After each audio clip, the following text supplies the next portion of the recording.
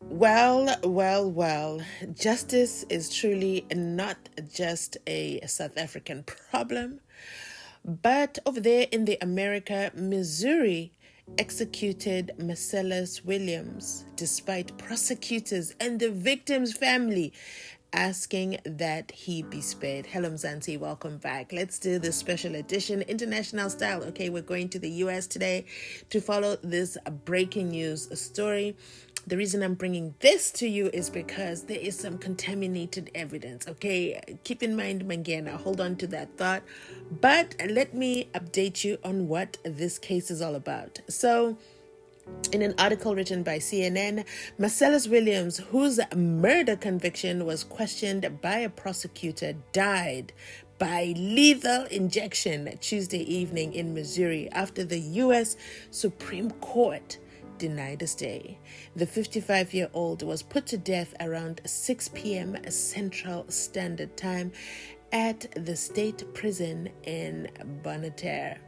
Williams' attorneys had filed a flurry of appeal efforts based on what they described as new evidence, including alleged bias in jury selection and contamination of the murder weapon prior to trial. Now, in South Africa, we do not have a jury selection, and that is why we over here are the Mzansi Unfiltered jury, okay, in case ever there's a jury system, so we act as the jury. That's why, if ever you wondered why I always say that, this is the reason why. There is no jury in South Africa in the real justice system, okay? But let's continue on. The victim's family had asked the inmate to be spared death. The U.S. Supreme Court's action came a day after Missouri's Supreme Court and governor refused to grant a stay of execution, which is kind of crazy to me because they're in election season. You would expect the governor to act appropriately, but he chose to ignore all petitions. There were petitions, by the way, okay? Ignored all that. Continued with the death penalty. Continuing on, the High Court offered no explanation for its decision, which is common for cases on its emergency docket. There were no noted dissents. I don't know what that means. There were no noted dissents in two of Williams' appeals. In a third, Justice Sonia Sotomayor, Ellen Kagan, and Ketanji Brown Jackson said they would have granted the request to pause the execution. Williams was convicted in 2001 of killing Felicia Gale, a former newspaper reporter found stabbed to death in her home in 1998. We hope this gives finality to a case that's languished for decades, re-victimizing Miss Gale's family for decades, Governor Mike Parson said in a statement read by Trevor Foley, director of Missouri Department of Corrections. No juror, no judge has ever found Williams' innocence claims to be credible. 2 decades of judicial proceedings and more than 15 judicial hearings upheld his guilty conviction. Thus, the order of execution has been carried out. In a statement after the execution, one of Williams' attorneys, Larry Comp, said his client maintained his innocence to the very end. While he would readily admit to the wrongs he's done throughout his life, he never wavered in asserting his innocence of the crime for which he was put to death tonight. Comp said, although we are devastated and in disbelief over what the state has done to an innocent man, we are comforted that he left this world in peace. Moments after the High Court decision was made, another of Williams' attorneys, Tricia Rojo Bushnell, told CNN's Jack Tapper the state was prepared to kill an innocent man. They will do it even though the prosecutor doesn't want him to be executed.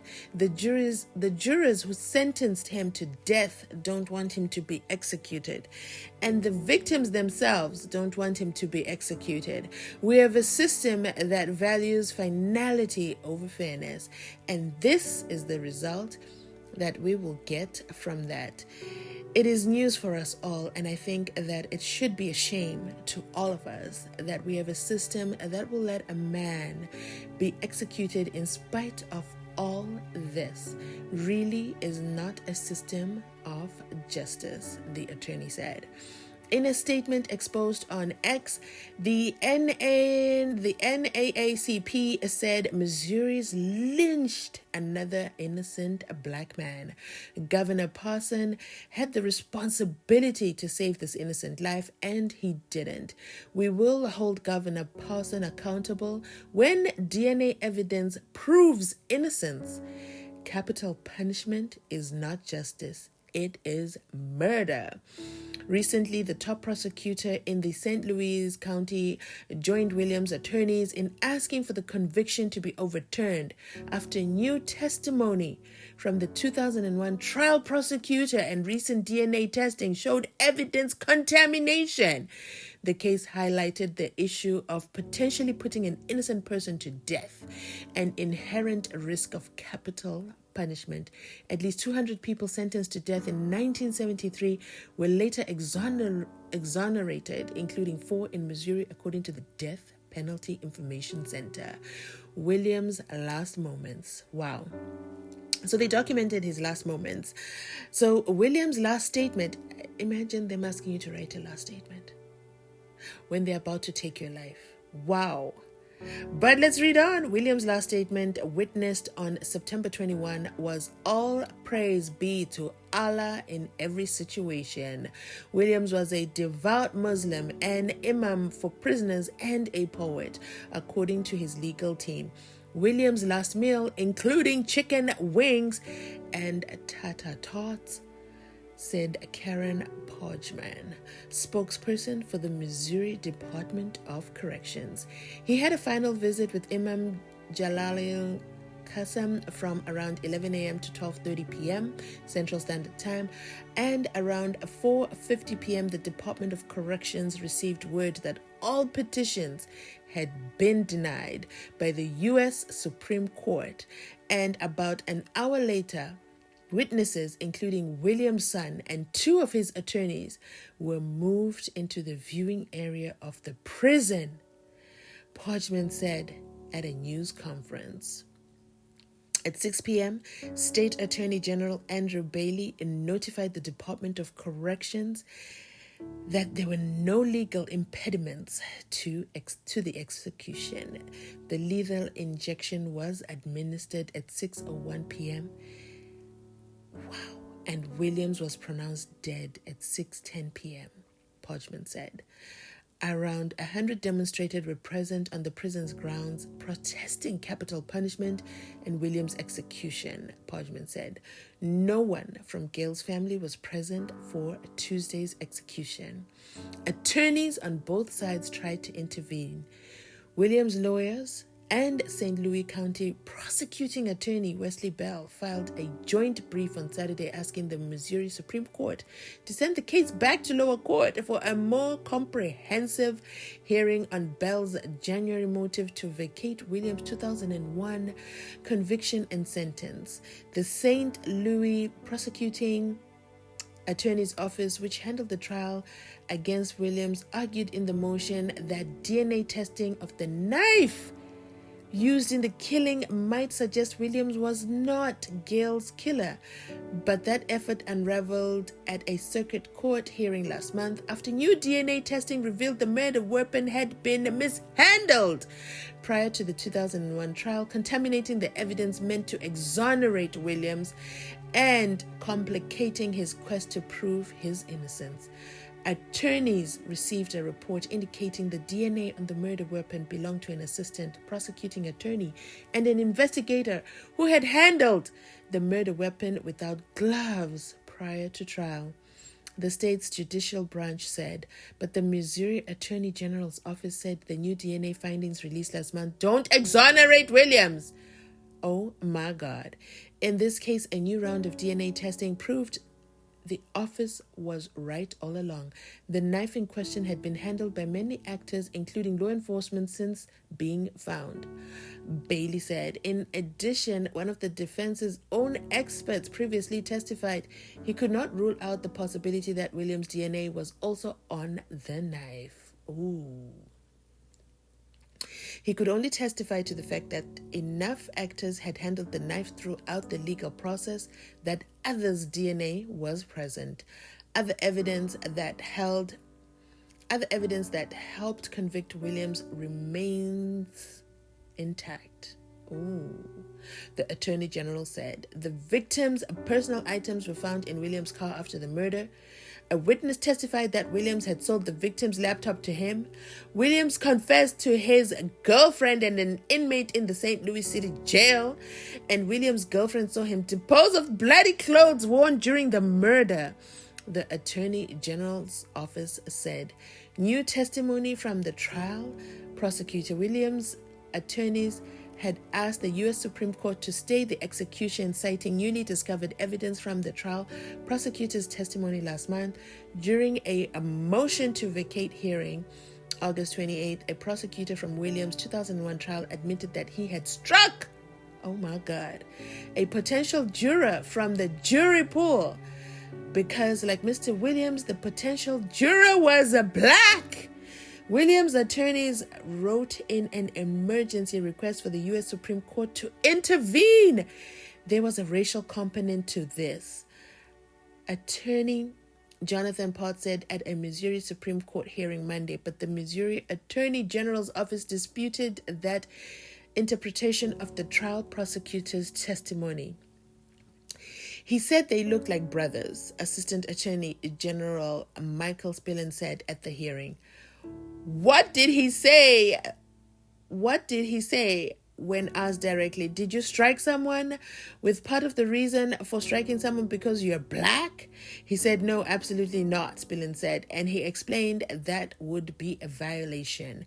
In the end, the Missouri Supreme Court unanimously decided not to hold Williams' execution because his team failed to demonstrate by clear and convincing evidence Williams' actual innocence or constitutional error at the original criminal trial that undermines the confidence in the judgment of the original criminal trial, the court's opinion read. And because this court rejects this appeal on the merits, the motion for stay of execution is overruled as moot. Republican Governor Parson, who also had the power to hold Williams' execution, said he would not intervene. Mr. Williams has exhausted due process and every judicial avenue, including over 15 hearings attempting to argue his innocence and overturn his conviction, Parson said after the state Supreme Court's decision. No jury, no court, including at the trial, appellant and Supreme Court levels have ever found merit in Mr. Williams' innocence claims. At the end of the day, his guilty verdict and sentence of capital punishment were upheld. Nothing from the real facts of this case have led me to believe in Mr. Williams' innocence. As such, Mr. Williams' punishment will be carried out as ordered by the Supreme Court. Victims' family supported life in prison. The St. Louis Prosecuting Attorney's Office said it reached an agreement with Williams last month. Under the consent judgment approved by the court and Gail's family, Williams would enter an Alford plea of guilty to first-degree murder and be resentenced to life in prison. But the State Attorney General's office opposed the deal and appealed to the state Supreme Court, which blocked the agreement. Williams' team filed a clemency petition to the U.S. Supreme Court last week, noting Missouri's previous governor had postponed Williams' execution indefinitely amid questions about the integrity of Williams' trial. Former Governor Eric Gretchens previously halted Williams' execution and formed a board to investigate his case and determined whether he should be granted clemency. The board investigated Williams' case for the next 6 years until Governor Michael Parson abruptly terminated the process.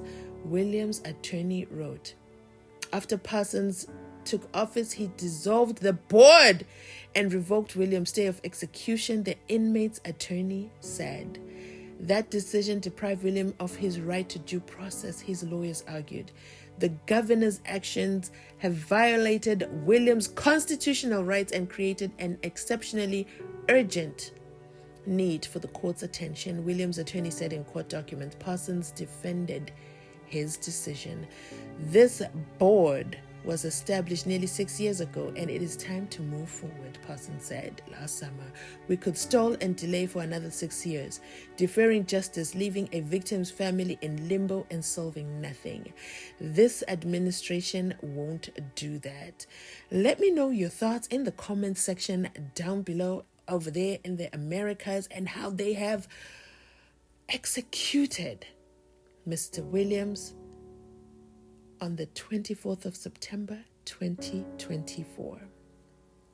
That is it from us today. Should South Africa indoctrinate the death penalty? Oh my God, so many people would be executed with all this injustices that we are already experiencing now. Thank goodness this is not a reality here in South Africa, but let me know your thoughts down in the comment section below. I will catch you on my next upload. This is a guest upload, okay, of international court systems. Thanks for watching. I'll catch you on my next upload.